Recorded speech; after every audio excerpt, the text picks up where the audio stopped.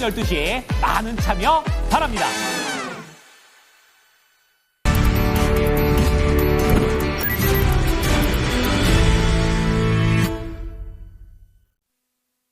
네, 마감의 정석으로 이어가겠습니다. 토마토 투자자분의 김정수 운용역입니다. 안녕하세요.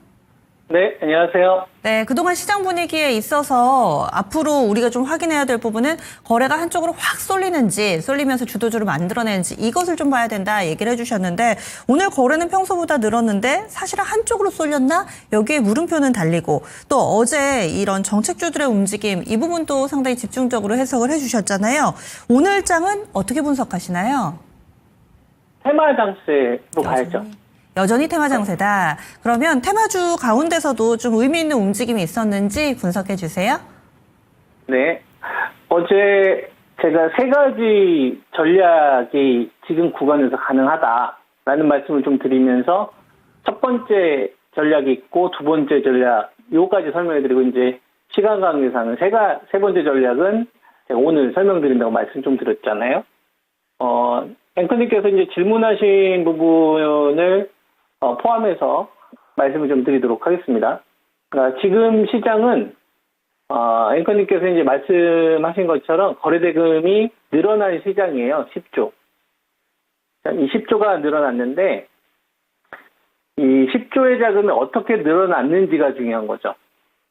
이 10조의 자금이 어떻게 좀 증가를 한 거냐면 이 자금을 반도체 SK 하이닉스나 삼성전자를 비롯한 그 소부장 관련된 업체들이 끌고 온 거래대금이 아니에요.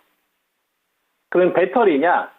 배터리 LG 에너지 솔루션이나 포스코 퓨처엠이나 뭐 에코프로비아 오늘 한 2에서 3% 반등 나오지 않습니까? 에코프로 머티리얼즈 이런 애들이 거래대금을 확 키웠던 자금이 아니에요. 자, 현대자동차, 기아 자동차, 현대모비스, 그 다음에 삼성 바이오로직스, 셀트리온, 유한양행 이런 애들이 거래대금을 키운 시장이 아니에요. 기존의 조선주, 그 다음에 방산주, 그 다음에 LG 넥슨이 오늘 큰 폭으로 증가를 했었는데 한 1,000억대에서 이런 애들이 거래대금 증가하는 거는 제가 중요하지 않다고 했어요. 왜냐하면 원래 주도주였기 때문에 새로운 주도주가 붙어서 판을 키우는 게 핵심인데 기존 주도주에서 거래대금이 증가한 거는 그냥 각 섹터에서 키높이 나오거나 실적에 반응한 이슈 자금이 더 들어왔다는 얘기거든요. 그러면 그거는 판을 키우는 자금이 아니라 개별 재료에 반응하는 자금인 거니까 전체 시장의 어떤 이 체력을 키울 수는 없는 거죠. 우리가 상식적으로 생각을 해보면. 자, 그 다음에 오늘 현대마린 솔루션 같은 경우가 거래대금이 조금 증가했는데 이것도 다른 그 조선주에 비해서 이 주식이 오늘 상대적으로 거래대금 조금 증가했는데 금액은 시장에 영향력을 행사할 정도의 자금은 아닌 거고요. 그 다음에 뭐 전력주에서는 이제 일진 전기 이게 한 320억 정도 거래대금 붙었고 효성중공업도 한 440억이니까 이것도 뭔가 시장이 엄청나게 이제 사이즈를 키울 수 있을 만한 이런 자금이 아닌 거죠. 오늘은 이 테마 가운데서 그죠? 테마 가운데서 이제 김문수 관련된 테마주들 이런 것들 좀 상한가 육박하는 이런 흐름들이 있었다가 그다음에 이제 어떤 것들도 있었냐면은 오늘 이제 실적 그러니까 뭐 실적을 테마로 좀 분류하는 것도 약간 그 넌센스긴 한데요. 반응하는 이 성격의 자금이 좀 테마 성격의 자금이라는 걸 제가 강조하고 싶은 거예요. 그러니까 베팅을 해서 시장이 파는 이제 해서 지수를 확 들어올리는 이런 자금이 아니라 이쪽에서 좀 테마 실적이 잘 나온 것 같아. 그럼 운을 한번 가고. 그 다음에 방산주 쪽 가운데서 하나 에어로스에 비해서 LG 넥슨 그동안 덜 갔잖아. 근데 실적까지 서프라이즈, 그래? 운으로 가고. 이런 자금이라는 얘기예요. 그러니까 좀 유행이 되게 빠르게 움직이는 이런 성격의 자금. 대표적으로 이제 APL이 거의 상한가 육박하는 흐름 나오면서 나머지 화장품 관련된 업체들의 자금을 좀 키웠거든요. 그러니까 요거를 오늘 주식시장에서 다시 한번 좀 펼쳐보면은 이 거래대금을 키우는 데 있어서 기존에 좀 주도주였던 애들 가운데서 상대적으로 좀 적게 상승이 나왔거나 밸류 매력이 있었던 애들이 실적이나 개별 호재가 나오면서 급등이 나온 이런 케이스의 상승 자금과 그 다음에 이제 이 화장품 관련된 섹터 이쪽에 대한 이제 매수가 좀 붙은 거래대금인 거고요. 그 다음에 거래대금은 매수 거래대금도 있지만 매도 거래대금도 있잖아요. 합쳐진 거 아닙니까? 근데 이제 이 기간 동안에 중간중간에 좀 폭탄 떨어뜨리는 주식들도 중간중간에 보여요. 지금 여러분들이 이게 이제 보시고 있는 게 어떤 거냐면은 코스피에 있는 1위부터 이제 100위에 해당하는 기업들이거든요. 그래서 보면은 오늘 네이버가 실적 관련된 이 우려 때문에 급락세가 나왔잖아요. 근데 이게 처음이 아닙니다. 이런 식으로 이게 잘 가다가 갑자기 쿵 빠지는 유형, 그러니까 야금야금 하다가 이게 쿵 빠지는 유형이 이 주식이 처음이 아니라 계속 지금 번지고 있다 이거예요. 대표적으로 보면 원전주 쪽 같은 경우도 최근에 이제 수주 취소 나오면서 잘 갔었잖아요. 잘 가다가 요때쯤 해가지고 이제 다시 가능하면 따라붙으면 이렇게 폭탄을 떨어뜨린 거예요. 예, 그럼 고점에서 물리죠. 잘라요. 그러면은 그 다음부터는 더 이상 빠지진 않아요. 반등 나오는 거. 요런 형태인 거예요. 그러니까 시장이 이렇게 가다가 상대적으로 한 번씩 이렇게 폭탄 터트린 주식들이 있는 거 가운데서 그 주식을 자르면 그 다음부터는 안 빠지는 거지. 개인들이 손절하고 나면 그 다음부터 안 빠지는 거예요. 이런 게 지금 원전주도 있지만은 오늘 어떤 거에서 제가 또 이런 걸 좀 느꼈냐면은 배터리에서 이런 걸 좀 느꼈습니다. 배터리 같은 경우가 얼마 전에 또 신저가를 기록하면서 투자 심리가 되게 안 좋았잖아요. 적자 기업들도 많이 나오고. 그리고 뭐 LG 에너지 솔루션 같은 경우에는 이 7%에 해당하는 이 급락세까지 났지 않습니까? 그래서 요새 한두 번만 나오면 바로 신저가거든요. 되게 위태했던 상황이었는데 안 죽여. 폭탄을 터뜨렸는데 안 죽여. 그러니까 이거는 우리가 어떤 형태로 볼 수 있냐면 배터리에만 이런 형태가 아니다 이거죠. 자동차도 좀 비슷하거든요. 자동차도 4월 11일 때 이때로 좀 가보면 지수가 4월 9일부터 반등 나왔는데 이때부터 이제 관세 이슈 나와버리고 나서 그 다음에 폭탄 터뜨리면 죽어야 되잖아요. 안 죽어. 자르면 그 다음부터 올라가. 그러면은 올라갈 때 화끈하게 올라가느냐? 현재 시장의 주도 섹터가 아니라 화끈하게 올라가는 건 아니고 한 20% 폭락시키면은 10%나 15% 정도 낙폭을 만회해준 수준에서 머물러 버리는 형태. 그러니까 안절부절 되겠죠. 이런 흐름들이 나오면. 이런 주식들이 정체되고 있는 것 가운데서 그다음에 이제 조선주 같은 주식들이 계속 신고가를 가고 그다음에 LRG 넥소 이렇게 10%씩 급등 나오는 주식들 나오고 그다음에 이 화장품 관련된 주식들 그죠? 이런 주식들 움직이면은 어떻게 돼요? 20% 빠졌다가 10% 선 정도에서 반등 나왔는데 이 주식이 소외받으면 어떻게 돼요? 이쪽으로 갈아타고 싶잖아요. 그럼 꼭지에서 바뀌지 않습니까? 그때 폭탄 터뜨리는 거예요. 네, 그러니까 현재 시장에서는 어떤 거를 좀 계속 어떤 걸 심어주고 있냐면은 나 이제 들어 올린다 하면 그때부터 이제 윗골인 거예요. 그때부터 안 가.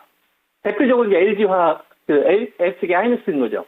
그리고 손절을 유발시키는 이런 흐름들이 나오면 쿵 하고 빠져야 되는데 안 빠지고 그 다음부터 안 빠지고 그냥 버텨. 이런 식인 거죠. 그러니까 지금 시장에서는 연속적으로 이렇게 펀치를 때리는 이런 시장이 아니라 한 대 세게 때리고 나서 상대방이 아파가지고 들수 긴장하면 그때부터 안 때리는 거지. 그리고 나서 이제 좀 긴장을 풀고 이제 좀 괜찮아지면 그때 또 때리는 거예요. 근데 이제 덜 아프게. 이런 식으로. 그래서 투자가들 지금 현재 시장에서는 이런 성격의 자금들이 있는 상태이기 때문에 이슈, 시장의 이슈, 그죠? 시장의 이슈, 완전 그냥 중심에 있는, 완전 이 중심지에 가가지고 직접 참전하는 이런 전략이 있는 거죠. 어제 제가 여러분들한테 말씀드렸던 대로 조선이나 이제 방산주처럼 그냥 2등, 3등 정도는 아예 하지 말고 그냥 거기에 그냥 완전 올라가서, 그죠? 아니다 싶으면 바로 이렇게 짤 생각으로 들어가는 거죠. 뭐 예를 들면 두산 에너빌리티를 내가 지금 들어간다 그러면은 여기서 이제 직전 저점까지 깨지면 위험하잖아요. 그러면 이거 기준량고 무너지면 그냥 나온다 이렇게 생각하고 이런 식으로 대응을 하는 거예요. 그 다음에 뭐 하나오션도 마찬가지. 이거 깨지면 그냥 나온다 생각하고.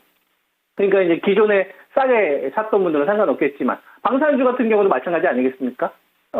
LRG 넥소 같은 경우도 어제 요거에 섰으면 전구점을 넘어섰으니까 요거 무너지게 되면 그냥 바로 나온다 생각하고 더 가더라도 국민에다 다시 가더라도 왜냐하면은 감당에 대한 리스크가 크니까 이런 전략이 일단 하나 있는 거예요.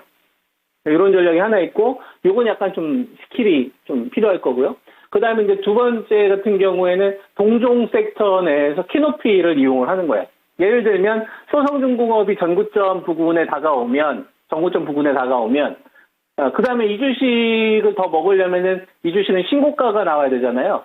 그리고 일단 유동성이 확대가 되지 않고 간 부담스럽지 않습니까? 그러면 이제 동종 섹터인 LRG, 넥선, 눌리때 산다든지, HD, 현대일렉을 산다든지. 근데 얘네들도 어느 정도 좀 찼다. 그러면 오늘 같은 경우는 이제 일진전기 같은 경우는 손저가 딱 잡고서 들어가는 거지. 그러니까 동종 섹터에서 상대적으로 수익률이 좀 더디게 나오거나, 이러고, 그 섹터 다시 살아난다고 생각을 하고, 이런 쪽으로 해서 제가 여러분한테 말씀드렸던 게, 최근 들어서 이제 조선주나 방산주를, 그 다음에 원전주를 놓치고 전력주를 놓쳤으면은 건설기계를 하면 된다고 했잖아요. HD 현대건설기계나 HD 현대인프라나 전진 건설 로봇이나 이런 거, 이런 식으로 하는 거예요.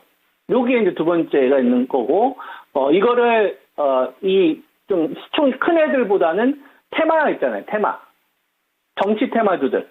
정치 테마주 쪽에서 하는 게 확률이 상대적으로 더 높습니다. 왜냐면은 단위변들이 훨씬 더 크기 때문에.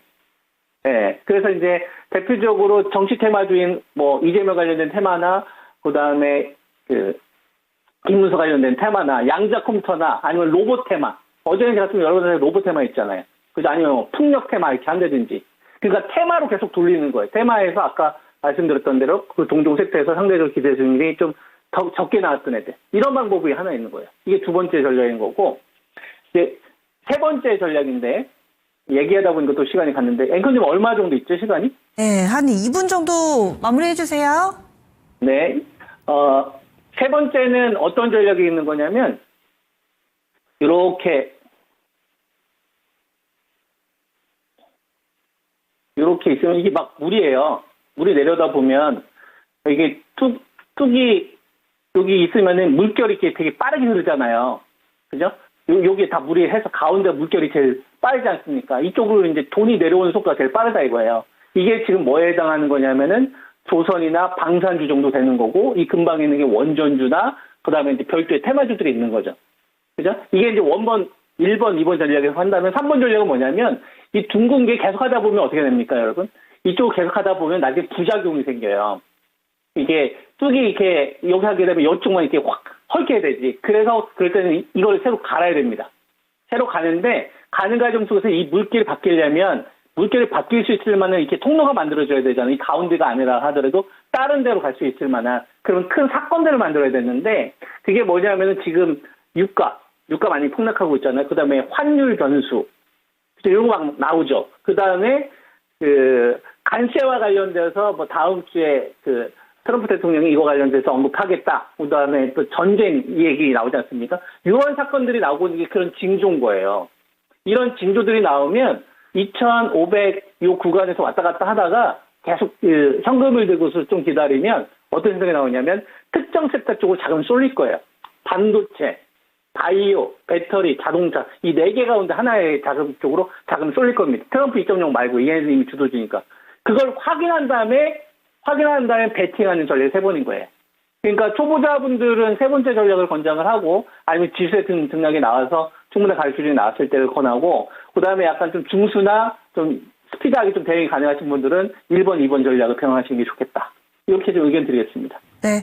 그래서 현재 시장을 인식을 하고 세 가지 솔루션을 제시를 해주셨는데 어제 얘기해 주셨던 게 주도주만 하는 거 여기에서는 또 동종 섹터 내 키높이기 전략으로 조금 더 구체화해서 오늘 빌드업 전략 주셨고요. 두 번째는 테마주만 하는 거. 마지막으로 세 번째가 현재의 돈이 한쪽으로 쏠려 있는데 향후에 돈이 쏠릴 만한 그런 재료들 유가 환율, 트럼프 발언이라든지 그리고 전쟁 이런 부분들로 인해서 돈의 흐름이 좀 바뀌는 그 타이밍을 노려서 이제 대응 전략을 세우는 것. 이렇게 세 가지 알려주셨는데 맞나요?